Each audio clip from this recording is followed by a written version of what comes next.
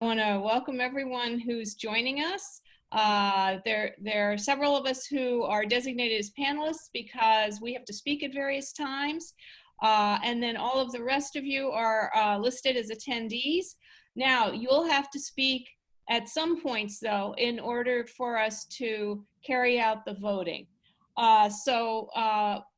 If you, let's see, I'm looking here. I don't see a hand raise function on the attendees. This is a Zoom webinar, so the format's a little different than what many of us are used to. So let's do it this way.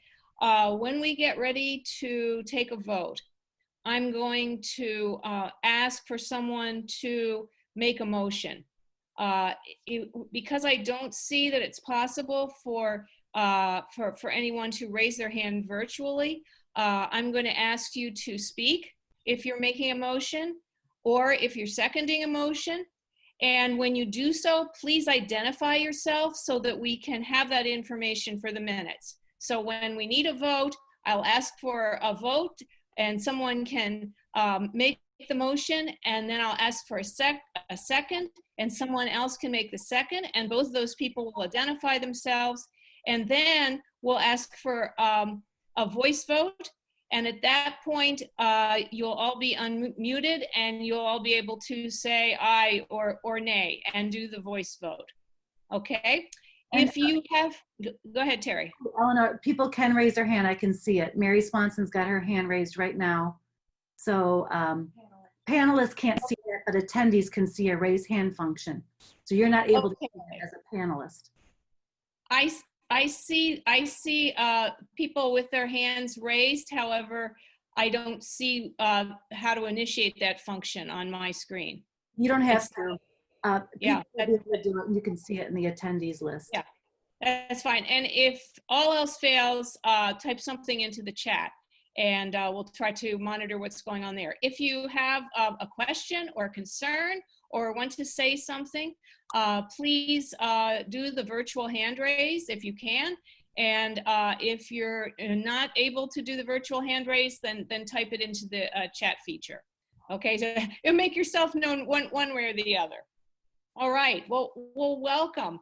As I said, this is an unusual situation, an unusual year, but we're having our annual meeting, and I'm very pleased to be here with all of you as we carry through the annual meeting. So we're called to order. We're organized as best we can. And the first thing we're going to do is to consider the matter of the minutes of last year's annual meeting, which was December 16th, 2019. And what we're going to need is a motion and a second to approve the minutes from December 16th, 2019, from that annual meeting last year. Do I have a motion to approve?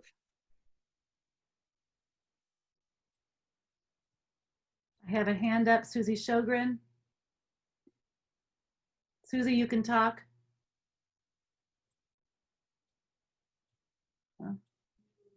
And Alan Lehigh. Alan? Sorry, I did Alan. He's not unmuting. Yeah, I move or second, whatever's needed. Okay, so Alan Lehigh makes a motion to approve. Do we have a second? Don Larson's on. Don? Okay, I'll second. Okay, Don Larson. I thought Glorianne had her hand up. No, I talk with my hands. I'm sorry. Okay.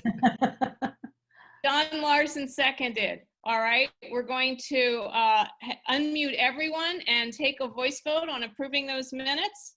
All those in favor say aye. Aye. Aye. Aye. Opposed? Okay. Next, we're going to go on to the treasurer's report, and that's Glorianne. Okay, I just like to say good evening to everybody, and I really miss not being able to see people face to face and visit and catch up. That's very hard. It's certainly an understatement to say that this has been a difficult year for all of us individually as well as for organizations. I personally am extremely proud of the Geneva History Museum and its amazing staff as we've navigated through these times, and it's not over yet. As Robert Louis Stevenson said, life is not a matter of holding good cards, but playing a poor hand well. And also, I love the sailing expression, when you can't change the direction of the wind, adjust your sails. And I think that's exactly what the museum has done. Financially, the best news is that we're still continuing to operate even behind closed doors, and all of our staff are employed as usual. In the big picture of the museum world, this is very impressive, especially for a small museum. We were most fortunate to receive a PPP, Payroll Protection Program grant, that covered our employees' salaries for several months. Due to the creative skills of board members Ann Cesarone and Kelly Voss, who had the development committee, we held our virtual barbecue fundraiser in September, which actually yielded an amount close to what we've made in the past without all the behind the scenes efforts and without all the outlay of expenses. As you are aware, we are now in the process of conducting our annual appeal, and we are hopeful that all donors will be most generous. We are most grateful and appreciative of all the support that you have given and continue to give the museum. Without you, we could not survive or grow. Our regular expenses remain the same as the lights stay on and the work behind the scenes continues. We do hope so that you will become a sustaining member of the museum by contributing on a monthly basis through an automatic bank transfer or a credit card charge. Thus, you would become a gem in capital letters. That means you're giving every month. If you have any questions about how to set this up, museum staff would be happy to help you. This makes such a huge difference in the board and the staff being able to plan and understand where we're headed for our budget in the future. The board takes our fiduciary responsibilities most seriously and continually looks forward to the future and how to financially sustain the museum. Not an easy process. We need your generous support to accomplish this and for the benefit of the museum and our whole community. For details of our financial picture, you can check on the website as our audit will be shortly posted. I am not giving you lots of little niggly-piggly details because I think that's kind of hard in this venue, but we are alive and as well as we can be under the circumstances. So I thank you for your support and extend my best wishes to you and your families for the holiday season, and best wishes that we all move forward in the next year. That's it. All right. The next item of business for us is to elect 2 new board members. Mary Swanson is one of these proposed board members. That name may be familiar to any of you who have been members here at the History Museum for a while, because her husband, Bob Swanson, was board president of the History Museum some years ago. So Mary comes to us with not only a great interest in history, but also a lot of knowledge about the business and financial side of things, as she and her husband Bob are long-term owners of Riverbank Laboratories here in Geneva. So Mary Swanson is proposed as a board member. And the other board member who is proposed is Lona Steele. Lona Steele has lived in Geneva for some years, but has also lived in many different locations around the country. She has a lifelong love of history and interest in history. She is the second proposed board member to join our board here at the Geneva History Museum. I need a motion to approve the election of Mary Swanson and Lona Steele to the Geneva History Museum board, and followed by a different person to offer a second. I would like to move that we accept those two ladies to the board. Gloria Campbell. and a second. I have two hands, several hands up. Ann Cicerone, I will second that motion. All right. And then again, by a voice vote, all those in favor of electing Mary Swanson and Lona Steele to the board of the Geneva History Museum signify by saying aye. Aye. Aye. All those opposed? All right, welcome Mary and Lona to our board, and we're very happy to have you with us. It's a wonderful board, and I'll say more about the rest of the crowd in a little bit.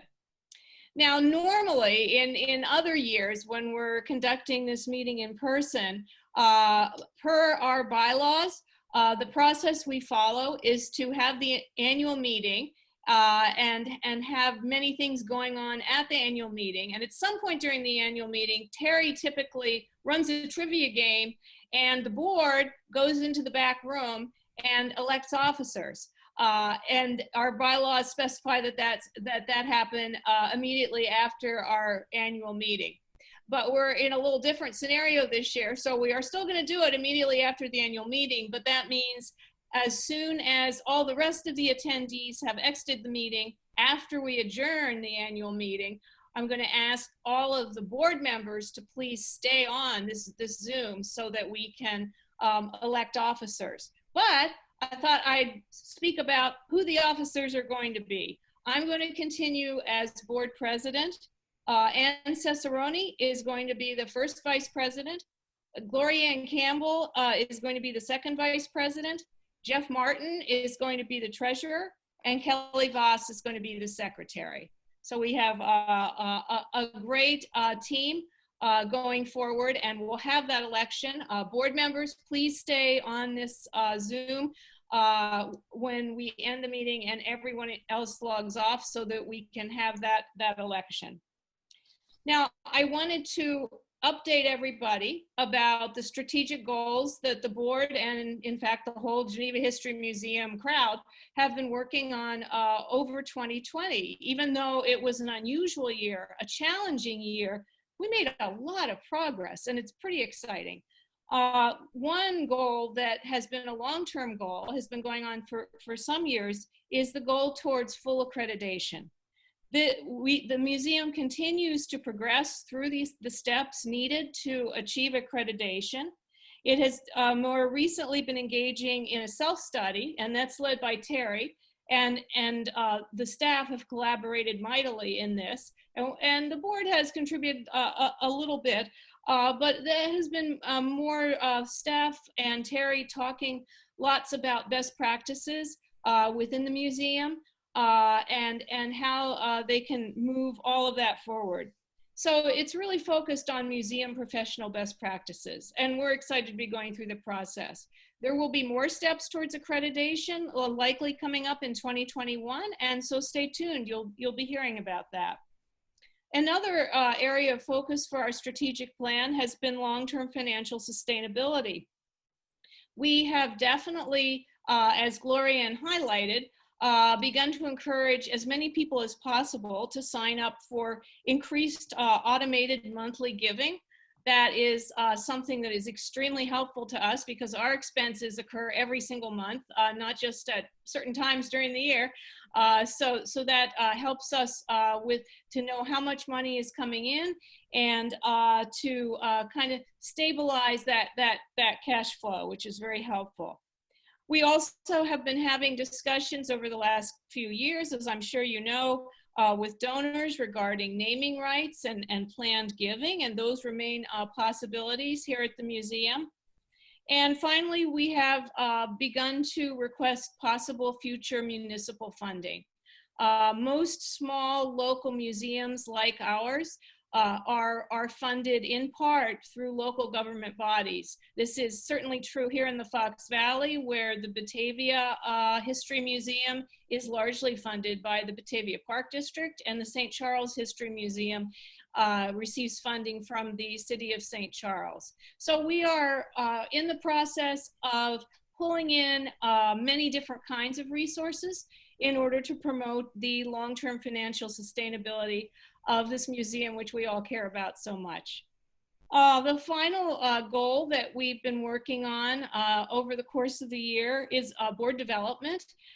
Certainly, I feel at this point we have a wonderful board, we have a wonderful team, and it's a team that works well with another wonderful team. That would be the team of Terry and the staff, and then a third team, and that's the team of volunteers and museum members. And really, you know, it's been a great experience to see all of those teams working together so effectively, even during this very difficult year. Before the pandemic, and luckily we had scheduled this early in 2020, we held a board retreat early in 2020, and the focus of that board retreat was board development. We viewed and discussed a webinar on board best practices for history museums, which was mostly very pertinent to our situation. And I feel that really our board is very much on the same page in terms of what we're trying to do, what best practices are, and how we can move forward. Now, one of the ways that we've moved forward this year is that every committee on our board has taken a lot of initiative, a lot of responsibility, and really accomplished a lot. Our executive committee, I let you know a few minutes ago who was going to be on the executive committee for 2021. This year it was a slightly different makeup. We had Mike Hellman as first vice president. I want to extend thanks to Mike. He resigned mid-year due to professional and personal changes, but he was very, very helpful on the executive committee up to that point. Ann Cesaroni was second vice president this year, and now she's moving up to first vice president. So this is great. She's a very valuable person here at the History Museum. Gloria and Campbell, I said to my husband, what is that term they use in baseball? And he and I think figured out that the term is utility player. Gloria Ann has served in many different capacities here at the museum, and this year she served as treasurer, and so she's moving from treasurer, still being on the executive committee for next year. As our immediate past president, she's going to be second vice president. Joanne Krieger has been our secretary at the History Museum for several years. Now, I don't know if you have been a secretary for an organization. I have, and I know what a really, really hard job it is. So I really want to thank Joanne for everything she's done over the last couple of years, being our stalwart secretary, making sure it gets done, making sure the details are tracked down. She's still going to continue on the board, but she's taking a break from being secretary, and instead Kelly Voss will step into that role. So that's our executive committee. Some changes, some things staying the same. Another committee, and we have 4 at the museum, is Buildings and Grounds. Tracy O'Connell has been the Buildings and Grounds Committee at the History Museum for several years, and he's been incredibly helpful. Under Tracy, we have begun to use our long-term facilities maintenance plan in making yearly decisions about budgeting and about expectations for facilities needs over the next year. Tracy also comes into the museum once a month, and in conjunction with Terry and the staff, goes through a facilities checklist to make sure that everything is functioning as it should and that nothing is lost in the hubbub of day-to-day facilities life. Mary Swanson, our new board member, one of our new board members, is going to be joining the Buildings and Grounds Committee. And then we have the collections committee. Well, the collections committee has really had quite a year with the collections redesign project. And you're going to hear more about that from Terry in a few minutes. I want to thank Dan Mayer, who's the chair of this committee. Jenny Wagner has also been on this committee. And Lona Steele, going forward, our other new board member, is going to join this committee. The collections committee has worked tirelessly and many hours with Terry and the staff at the museum, and also with some of our extremely dedicated and long-serving volunteers to both plan and implement the collections redesign project. I know Terry looks forward to giving you more details about the current status of that project, but it has been a huge effort. And finally, last but certainly not least, our development committee. Huge thanks to Ann Cesaroni and Kelly Voss, who co-chair the development committee. In addition to these two, the development committee is people by Jeff Martin, Susie Sjogren, Gloria Ann Campbell, and Joanne Krieger. So it's a wonderful team. And this year, they had to completely switch gears and begin to plan and then ultimately to implement a virtual event, the virtual night at the museum, with a focus on increased automated monthly giving and really giving everybody a taste of what they come to the barbecue for every year, but of course we couldn't do the barbecue this year. So I'm very grateful because we are better prepared for the future because we were forced to do that this year. And Ann and Kelly did a wonderful job in leading the team forward in that regard. Excuse me. I also want to thank Terry, who has gone through so much this year. There have been ups, there have been downs, there have been huge, huge challenges. You know, Terry and I started talking about the coming pandemic pretty early on, and we weren't sure what to expect, and we continue to be confronted with adventures as we go through it.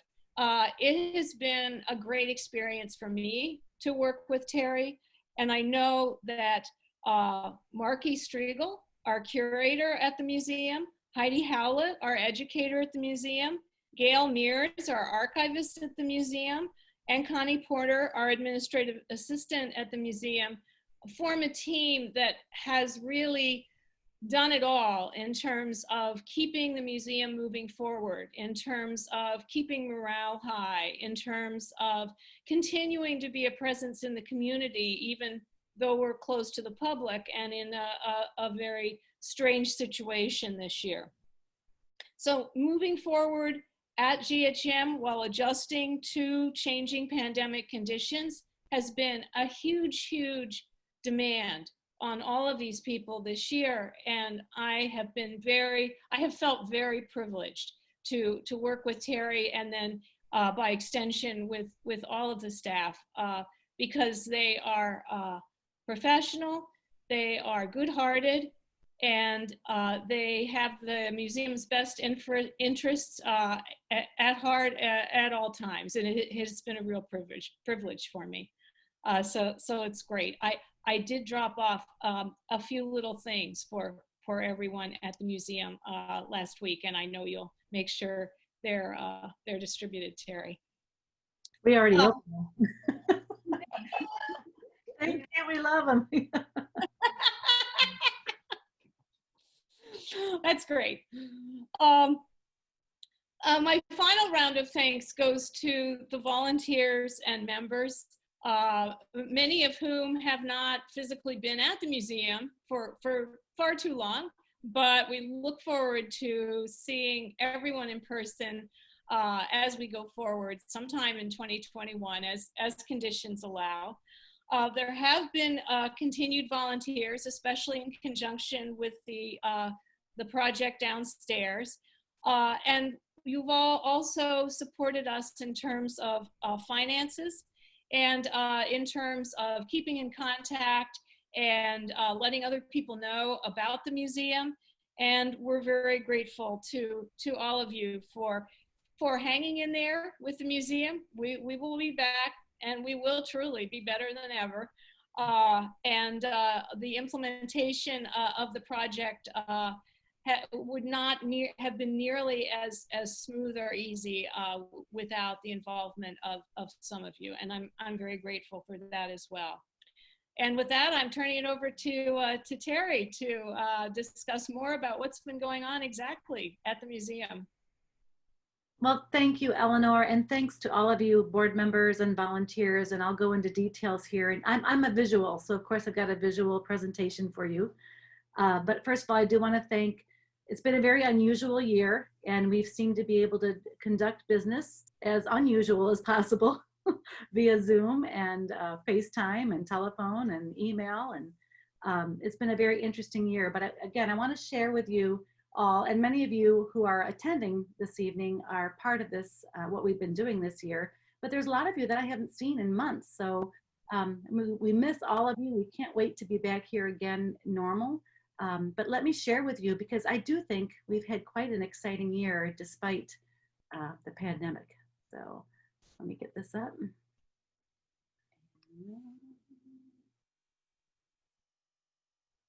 All right, you can see that okay? All right. So here we are with our masks on in 2020, Geneva History Museum, and we are trying to continue business as usual. I'm gonna also turn off, there we go, turn off the video. I like to usually do and it won't let me advance my screen. Give me 1 second, there we go.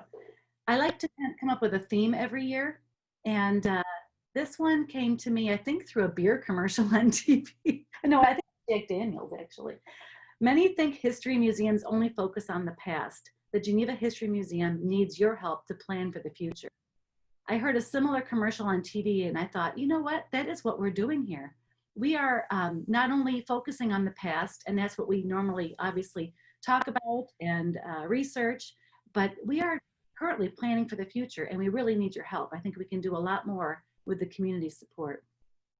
We started out the year with a bang, and guess what? Our feature exhibition was Disaster and Destruction Hit Geneva. How ironic is that? So we had a great turnout for our February opening, and we really focused on, I think, fire, flood, tornado, snowstorm, but it was a very cool exhibit, but it was only up for a little bit over a month, I believe. And that kind of made us sad, because we had planned for this exhibit for quite a while, and it was really well received for the short time it was up. We even had some of our special guests that we interviewed with us that night, and that were part of these disasters and helped get Geneva through them. So it was really a fun exhibit opening, and we wish we could have had it up as long as we wanted to. And we were especially pleased to have Brian Smith there that evening, who grew up in Geneva. And actually, these disasters that he's witnessed and survived in Geneva gave him the inspiration to get involved with the National Weather Service. And that was really fun to have him attend and present a little bit more personal stories of these disasters. Then we got through a little bit more, and then disaster hit us. And COVID, it was funny. As Eleanor said, our February board meeting, I think, was our last in-person board meeting. And she mentioned during her remarks, Terry, what are we going to do if the museum needs to close? And I think I looked at her like, what are you talking about? You know, I was kind of like in denial, like it's not going to come here. And sure enough, she was darn scooting right. So we worked here till March 13th, and we thought we'd only close. Here was our first announcement that we were going to close till March 30th. We were kind of following Governor Pritzker's guidelines, and schools and libraries. And we thought, well, okay, now we'll just switch gears. No tours in the spring, no field trips, no volunteer appreciation dinner, no groups or tour programs, no May is membership month possibly. And we were in the middle of creating and printing one of our largest mailings, which is the May is membership month and the annual calendar for the following year. And literally we're going back and forth between the staff via Zoom, finalizing the annual calendar. And then we kind of thought, all right, how do you plan for something like this when you don't know when and if you can ever open. So of course that annual calendar never got printed, and thankfully we didn't go through the expense of doing so because it's one of our biggest expenses. Then I got some good news. As we're all working from home, as staff members, we're Zooming once a week to stay in contact, obviously emailing. And then I got this great email from the American Alliance of Museums that our core documents verification had happened. So you see, this is the continuum of excellence of accreditation. So you become a member of the AAF, which we have been all along. We took a pledge of excellence years ago. And really the hardest part was that core documents. They are very thorough documents that we created on emergency disaster plan, which actually got also verified during this pandemic, which we had to laugh because now we're prepared for pandemics are part of that emergency disaster plan. But it really took a lot of staff time, a lot of board involvement, and a lot of organization and writing to create these core documents, but we are through that process. And as you see, the next stage is accreditation. And this is what we've been searching for and wishing for years. So right now, the rest of the process is finishing up our self-study, which we've been working on since the summer, thanks to Zoom. Gloria and Eleanor have been a huge part involved in our weekly meetings that we started in Monday afternoons, starting in the summer. And the staff all participated in all the questions. And now I'm just editing our questions that we all kind of came up with ideas for and summarizing our application. It is due January 15th. I did email AAM and asked if this is still the schedule that they've set, and they said yes. So we should still plan on submitting January 15th. We did, there is also a payment of $2,500, which I mentioned during our annual fundraiser. And thanks to a donor in town, a family paid for our entire accreditation fee. So that does not have to come out of our operating expenses, which we are thrilled for, because when you get to this point, you don't want finances to get in the way. We're at a point where we've earned this, we're about to achieve it, and why let money get in the way? So we do thank a Geneva family who gave us the money for the accreditation fee. So we're almost there. We'll keep you posted, and you keep checking on our website, but we will definitely, you'll be hearing it from wherever you are when we get the news. It looks like we could possibly get a peer review if our application is accepted. Peer review would be next summer, depending upon the pandemic, again, if they're allowed to travel. And then hopefully around this time next year, we'll be celebrating our national accreditation, barring any issues. But from what I've heard from our AAM representative, we definitely have every reason to go forth, and they're excited for us. They don't want us to stop. Our volunteer appreciation this year, this is what it looked like via Zoom. Normally we're all having fun, having dinner here in the meeting room and hearing all the good words and good deeds everyone's done for us. And we were still able to do that via Zoom. We wished more of you could have joined us, but we had a good time together, and this was early on in the pandemic. We thank you for having fun with us. I think we asked you all to pour a drink. I think that's Dan having a drink there in the middle, and Jenny. So we had a good time anyway, despite being apart. And we hope to have you all here again soon. Here's our virtual brown bags from the year. We got through the first two first two were done live. Geneva's East Side and A Life in Code was actually already a Zoom that we did from the author of that book on code breaking. But then the May brown bag came along and we started doing it via Zoom. We had to create a professional Zoom account, which is not free. And we also added this webinar version so that we could have many people join us and it's not so distracting to see everyone. That was an additional cost for us this year, but it was also a goal that we had had for quite some time. And I think we see it continuing in the future. Even when this pandemic is over and we're able to do live programming again, we're still gonna Zoom because we were getting an audience that does not always attend our programs. You know, we were getting people from all over the world chiming in on these and joining us and being a part of this. So I definitely see Zoom in our future, and I'd like to continue that professional account, which I think is like $300 a month, but I do think it's worth it for us to reach this audience. We had great response to all of these programs that were done. I want to definitely thank Our program presenters that came in, Michael Lambert came in from the city of Geneva to do the Frank Brownfield Gray brown bag. Sue Anderson did great research on the Geneva nurses and their newsletters and the Christmas newsletters from the hospital. She had done all this great research, and we didn't want to say, well, I guess you can't do that program. She was willing. She came in, masked up, and we were able to present via Zoom. Dennis Gromlich also did the creche mural inspiration, and which I'll talk about a little bit more here in a moment, so that everyone could still engage with us, and we could show that we're still here. We're not just closed and doing nothing. We are continuing to research and educate the community on Geneva's great history, and it was so fun to have so many of you join us. And it was a big year with JFK's 60th anniversary. That was kind of a fun one too.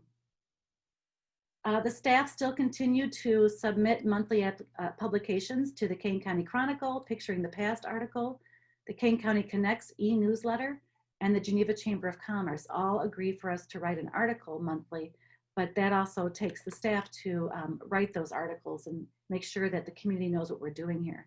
And usually we write those articles and promote either the exhibit that's going on or a coming up program so that people can join us and learn more. And special thanks to the executive board and the whole full board. We've been meeting and conducting business via Zoom. Here we are, so excited during a Zoom meeting. There's Anne with her dog. Just to keep operations going and keep us moving forward during this time. And everyone's been great to work with. It's really been a learning experience.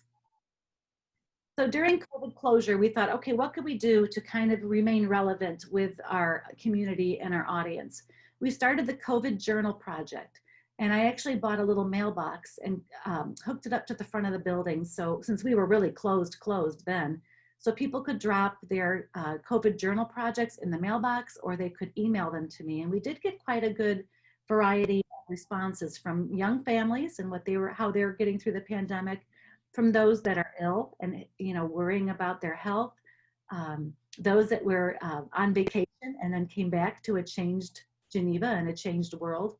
And I also journaled myself from home and kept track of what the museum was like and what it was like running the museum during this pandemic. So those are all now in the archives. And I encourage any of you, if you'd like to write something and submit it to me, please do. We'll keep adding things as we continue through this journey. Coloring pages. This was kind of a fun thing. So we had these color book pages already done by a Geneva artist. Actually, I don't think she's Geneva, but she's a local artist, that we were going to do a children's activity book, which we just never had time to put together. But we thought, why not pull some of those out and let's add some fun backgrounds, because these coloring pages are so in. So we put those on the website, and people did color and drop those off in the mailbox, and we put those in the window. And that was kind of fun to see what people came up with in their creativity during the winter months, especially in the beginning when everybody was inside and home. And we also did some fun Zoom backgrounds, so you could pretend you were out in Geneva when you really weren't. And this was kind of fun to use to pretend you're at Little Traveler, or drinking at the Venetian Cafe, or with our Bazanis at the Little Owl. So those were well used, and those were free downloads from our website. And then this also gave some time to work on the creche textiles. So as you know, the creche has been an ongoing fundraising effort for restoration. And thankfully, due to a lot of our fundraisers and donors, we've been able to restore the figures and keep them restored.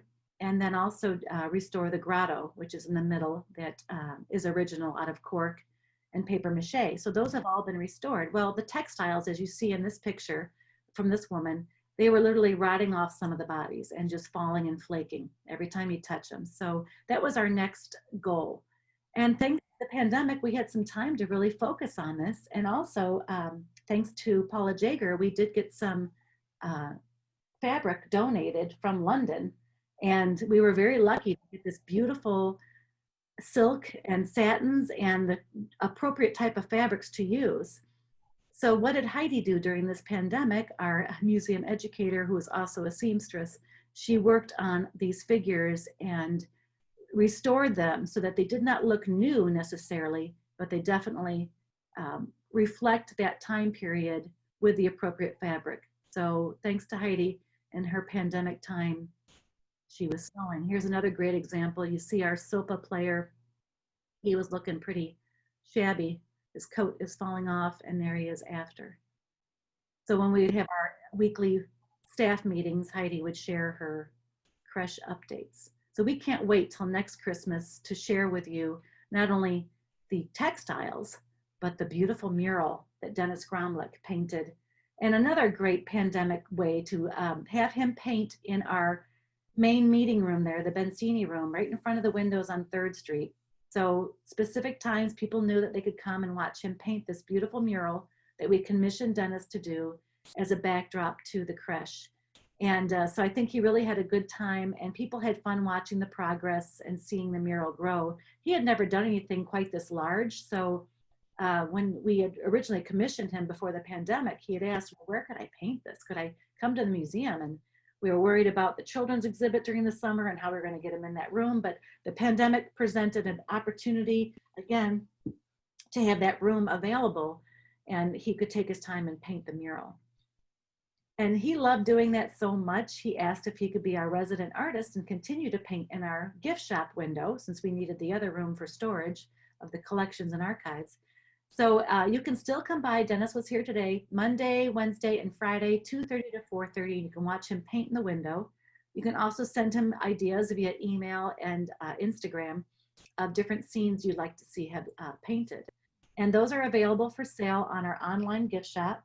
And that you can either have them shipped, which is a great gift idea, or you can pick them up here at the museum. They're matted, they're all 11 by 14, easy to frame, and they're quite charming. And he also writes an artist statement as to why he chose that scene and what inspired him. So thank you, Dennis, for all of that wonderful work. That all proceeds go directly to the museum. He does not take any of the proceeds from the paintings. So again, we're thinking, what can we do to engage the community when they can't come to the museum? And at this point, everyone was still home. They were walking the streets as the spring air started to get a little warmer. And we thought, well, why not do a virtual walking tour? We give one anyway in person. So Heidi and I hit the streets, and we filmed a virtual walking tour of downtown Geneva that we normally would give in person. And that's available on our YouTube channel. And that got 956 views. So that was quite well received.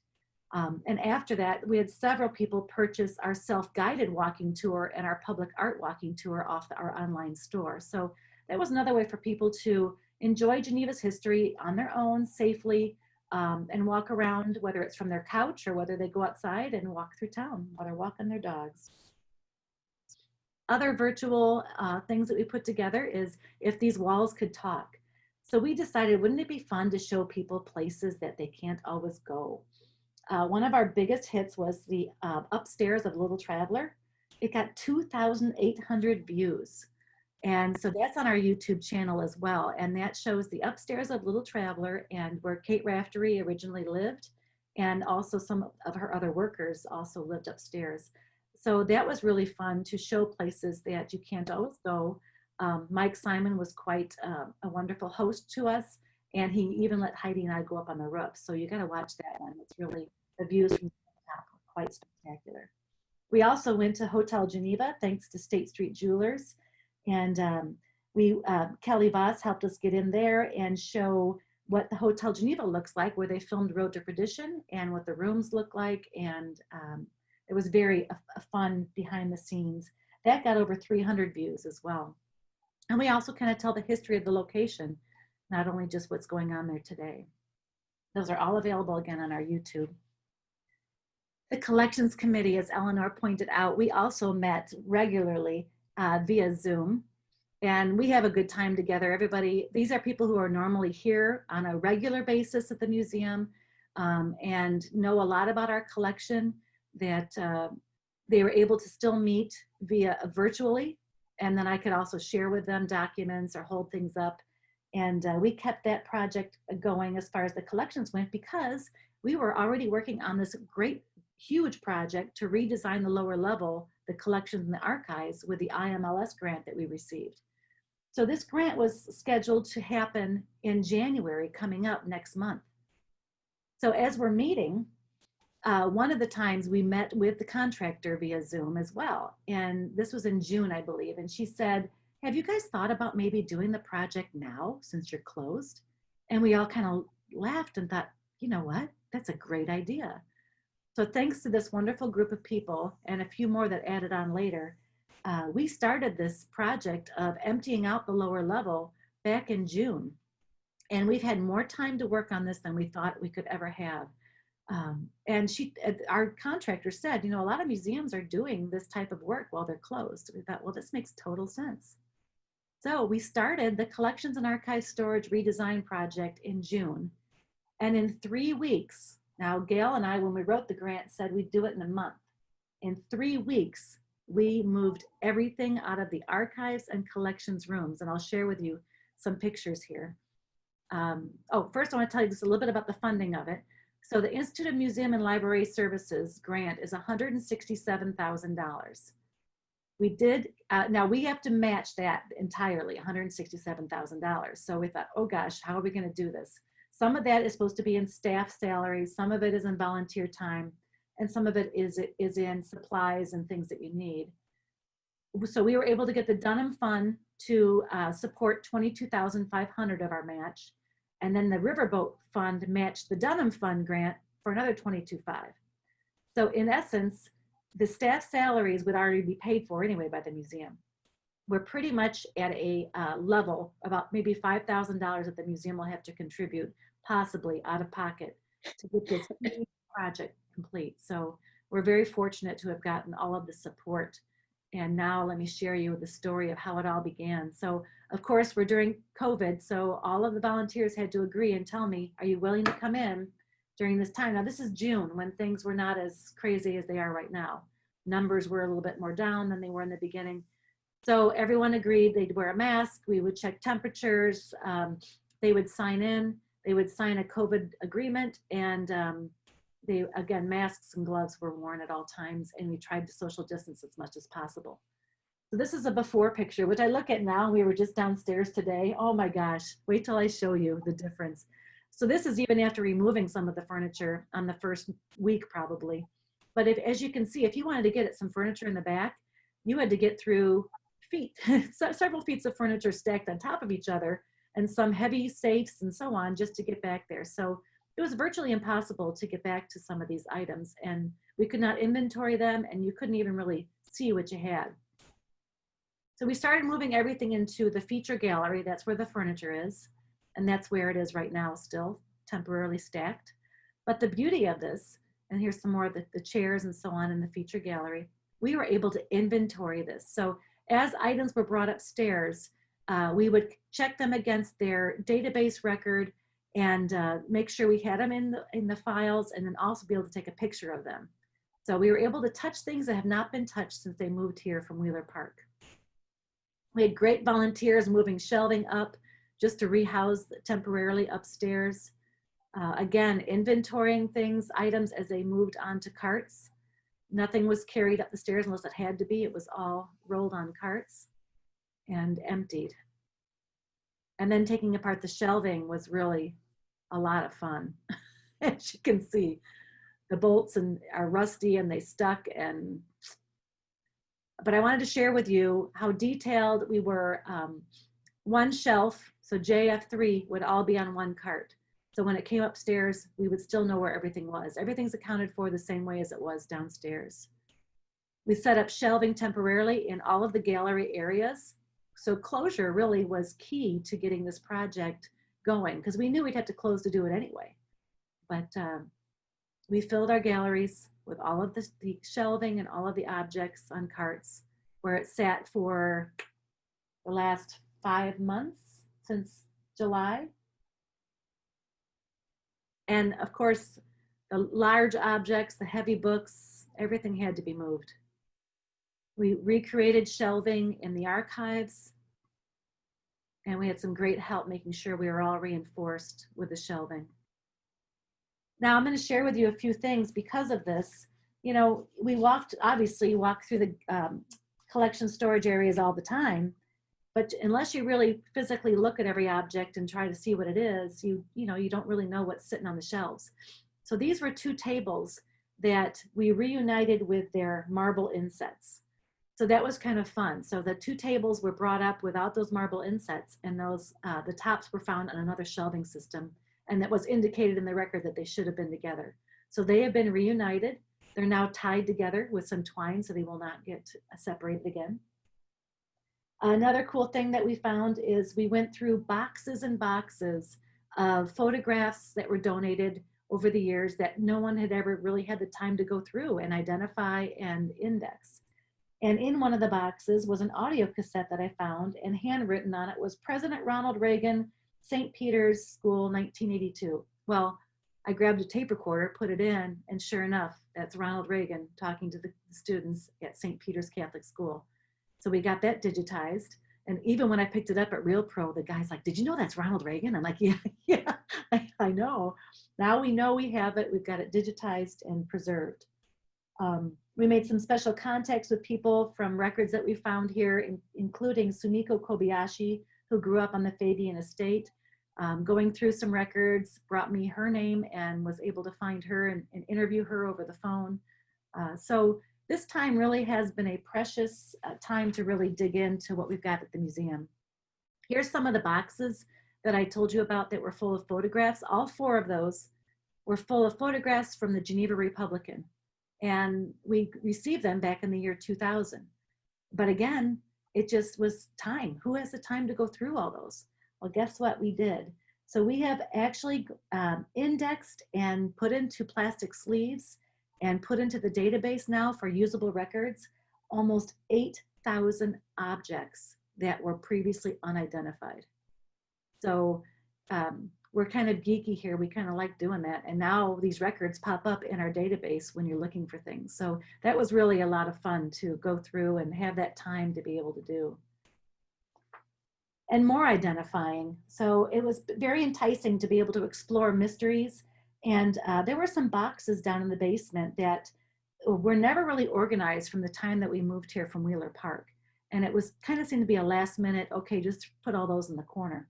So over the last few months, even before COVID, we've had the several volunteers. Here's Joyce Elliott, and we've had Susie Sjogren come in and a few others go through some of these boxes and just take them out and say, okay, what is this?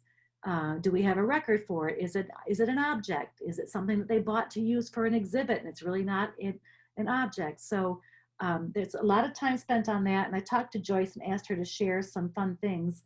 She said there were some objects that were marked lost in collections, and now they've been found.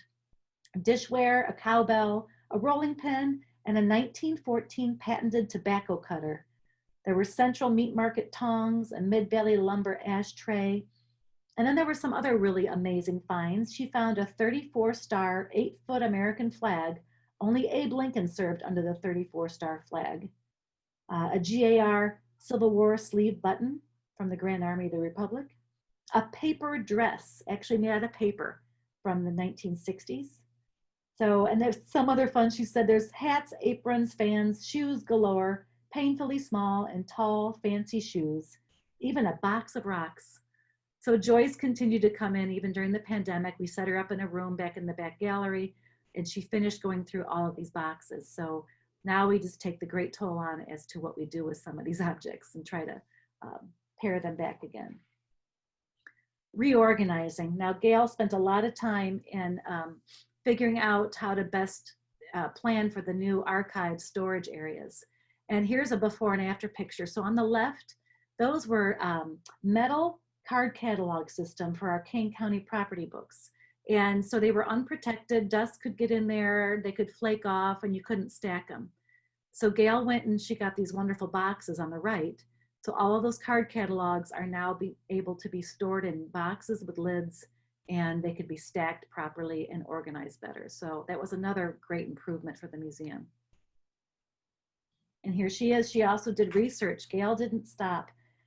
She continued the research requests because they kept coming in.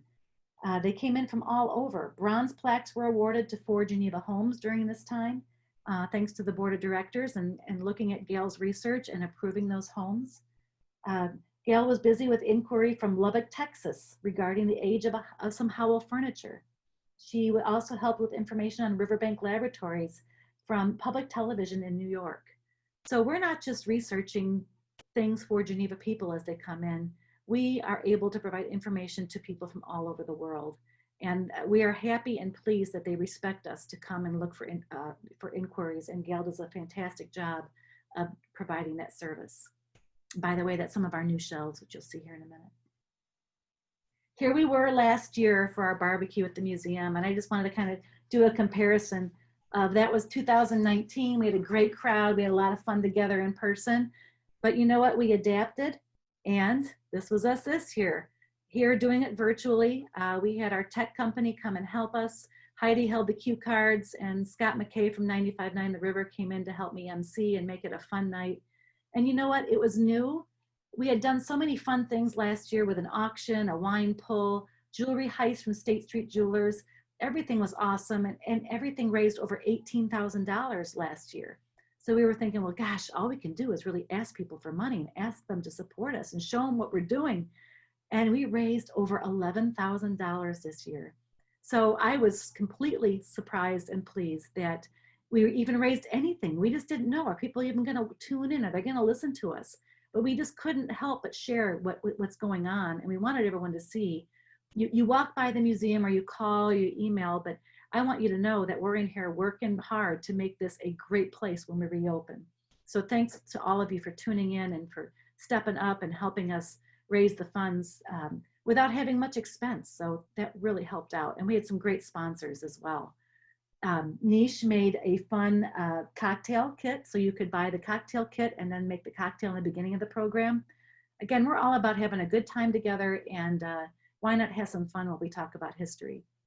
And then State Street Jewelers couldn't have been, and they've been such a great partner for so many years, but they stepped up and came up with this idea to design a G pendant to thank our Geneva Gems who signed up to give $35 or more a month.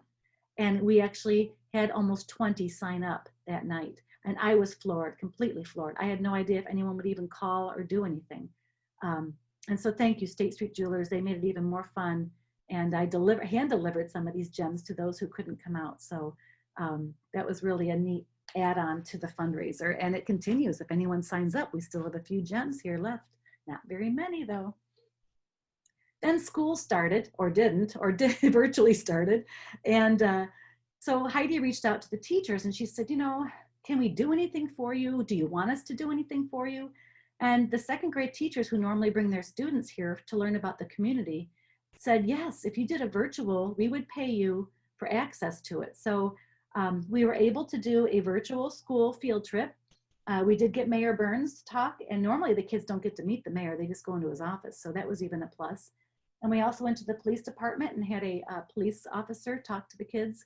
And we had this on just available for the teachers on our YouTube, which I think is just a special thing where they pay to watch it. But they loved it. They were able to give some programming for their students, keep their curriculum going, learn about their communities, and the museum was able to engage with their students. So we'll continue to offer things like this to the schools as they need it. I think they're all looking for things to keep things going as well. Some more exciting things that we're doing while we're closed and that we're ready to share with you when we reopen is our story booth that we've been promoting for the last 5 years is finally being built. This will be in our main gallery, and you'll be able to walk right in there, that gray door. And when you walk in, a light will go on above that says on air, so people will know you're in there. And you could sit down and tell us your Geneva story for 3 minutes. And it will get recorded and put into a database where we can view it and then decide, do we want to put that in the program, add that to an exhibit, or maybe we email you and say, hey, I never knew about that. Would you like to come and do a program? So it's got all kinds of possibilities, and we're still in the final design phases of this, but we hope to have all of this up and running when you all come back and join us again. And it should be a lot of fun. And I was still able to conduct some wonderful interviews. Ray Orlando there on the left owned Orlando's Pizza for more than 40 years. He was great. And if you were part of our virtual fundraiser, I shared his story of the pizza slices when he didn't cut just enough pizza slices for somebody. And then that is Geneva Bell Brown on the right. Geneva Bell Brown, and no, she's not named after Geneva. She didn't even grow up here. She moved here later in life, but she She is a doll and a sweetheart. She sang me the Geneva High School fight song from her high school days, and it's the same today. And had a hoot with her. So that was early on in the pandemic when things were a little bit lighter.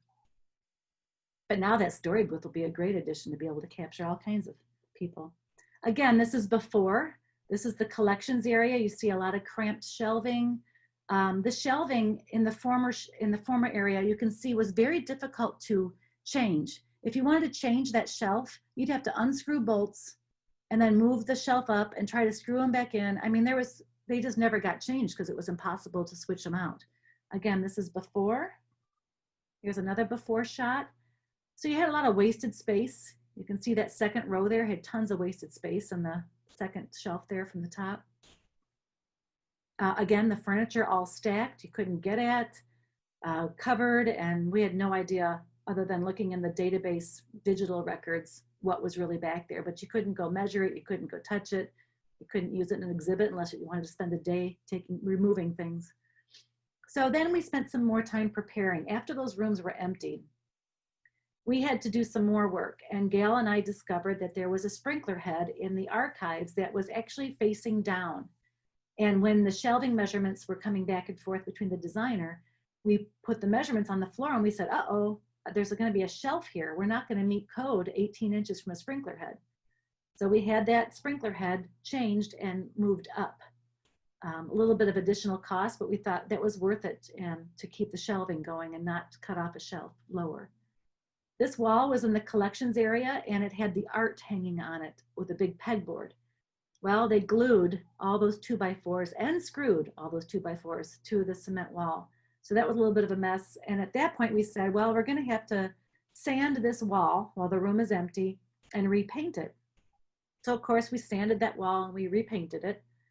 And then we decided, look how good this new paint looks.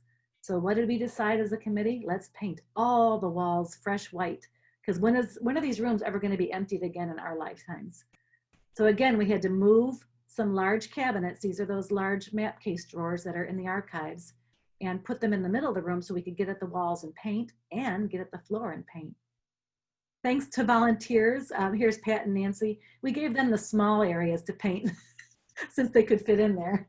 And you can see them in the little crevices, freshening up our walls and making the archives and the collections areas fresh. And then of course, what did we paint the floors but teal? We had a professional come in and do the flooring. So they just did the area that would not be covered in shelving, but the floors were in pretty bad shape. They were pretty scuffed up, layers and layers of paint. So they look so fresh, and you'll see here in a moment how they coordinate with the shelving. Then I get an email 2 weeks before Thanksgiving saying shelving is coming November 17th. Be ready. Like, I think it was 7:30 in the morning. Here's our driver arriving. We had to make sure our neighbors all knew that the truck was going to be out there and emptied right there in the parking lot. And so all the staff was here to greet him from Canada, and our crew arrived and started unloading all of the material. Installation was a little slow at the beginning because they had to build this entire flooring area and the tracking system for all of the shelves. It was loud because it was so echoey in there. But then once the shelving started to go up, it really took progress pretty quick. What a great team of installers we had. They were really professional. So here's the archives when it was completed first, because another truck had to come to bring some more shelving. And let's see, I think this is a video, hopefully it'll work. Yes, of Gail showing you the shelving.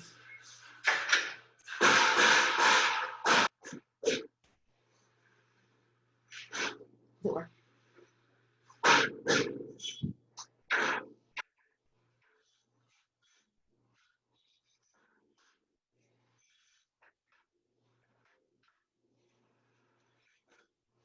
That's the beauty. The empty shelving to me is. Yes, I did say that. So you see empty shelves. So everything that was down there before has already been put back, and we have seen growth right there, which means there are going to be more things put away, but we wanted to measure our growth before we continue on with putting things back. But It really is a cool system. So here's another video of the installer showing us in the collections area the movement of the shelves.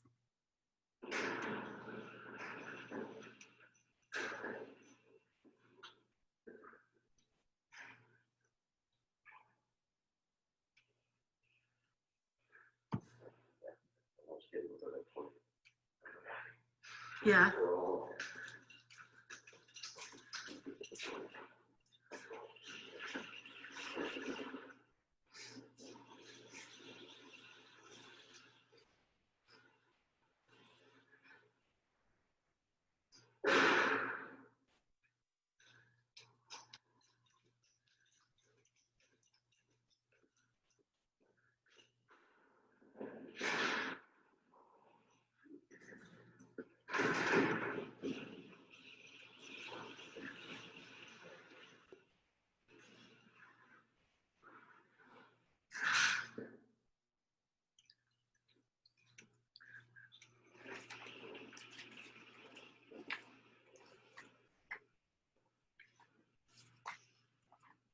Wow. It's like a whole room. Your dance floor in here now. Wow. So yes, that's our dance floor, we call it. So we have all of that room. If I can go back, oh, you can't see it there. Yeah, we have all of that room now if we needed to get at things. And it's just been a joy to bring things back downstairs. So again, the next thing came up, we normally do. We host for the past, at least 12 years, the Geneva Giving Trees. And we invite nonprofits to come in and decorate trees in the gallery. And we thought, well, how are we going to do this? So the galleries are full of stuff from downstairs, so we can't do it here. And it was mentioned, I believe, by Kelly Voss from one of her downtown merchant meetings. What about having the local businesses host the trees and get people to walk around town and view the trees and still do the voting through the museum on our website? And we thought, well, let's see if anyone's interested. And we couldn't believe the response. So we have over 21 trees in 20 locations because there's a double in one store. But what a great way, especially during this pandemic, for people to walk through town safely, still view the trees. The businesses get the people coming in, or at least walking by and seeing who the business is and getting the recognition. And then the nonprofits are still going to benefit from getting the vote. So everything is online on our website. We've received some great voting so far. It'll continue through January 2nd. And we see it as a win-win. And we'll look at this again later after this is all over with the downtown businesses and see, is this something maybe we want to do it from now on and keep an exhibit up at the museum longer and do the trees throughout the community. So we'll see how it all pans out, but we're very pleased with the response, both business-wise and nonprofit-wise. So again, we're just adapting to changes, trying to be supportive of the community, trying to work with our partners, and we think that everything really has worked out well. And I also wanted to compare, here's our holidays last year. And as most of you know, Santa came and he arrived on our rooftop last year. And I think I have a little video.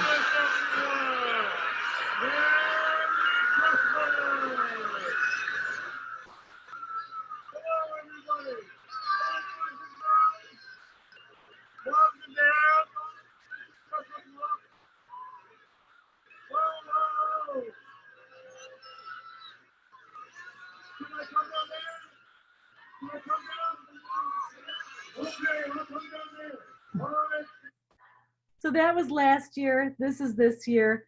And let me see if I can turn on my camera again. Share. Where did I go? And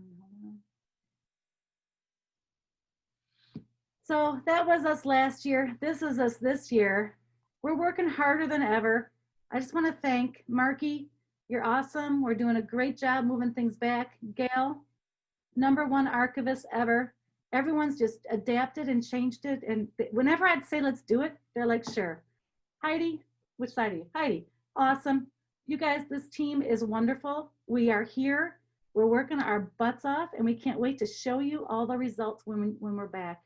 And it'll be quite an exciting museum. And we look forward to sharing it with you. And we thank you so much for supporting us, especially during this time.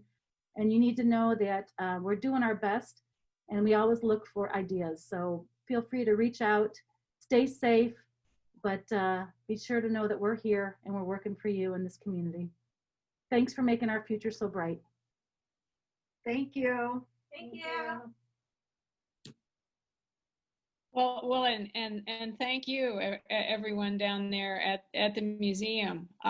Do we have any questions or other items of business that we should take up?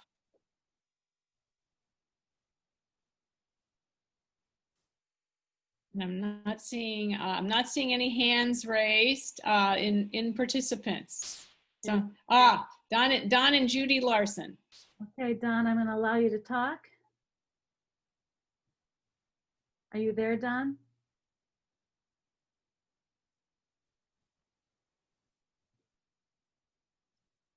I think they're still muted. I thought it might be a good idea to have part of this presentation on YouTube for the community to see. Is there something possible Say that about again. that? I mean, this presentation?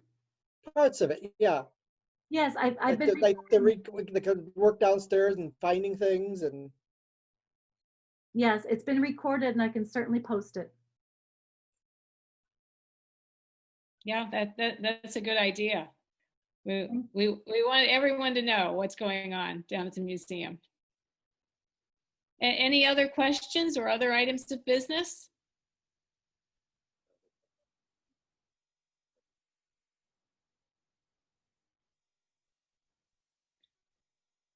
All right, well, hearing none and seeing none, I'm going to ask for a motion to adjourn. And once again, board members, once there is adjournment and members and friends depart, board members, please stay behind. Do we have a motion to adjourn?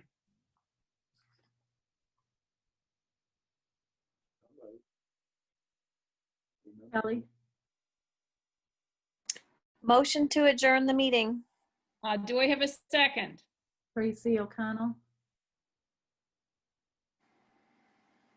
I'll second it. Okay, Colin Campbell seconds. All those in favor, are we unmuted? All those in favor of adjourning the meeting, say aye. Aye. Aye. Opposed? Thank you so much for coming. Thank you so much for supporting the museum, and we will see you in 2021.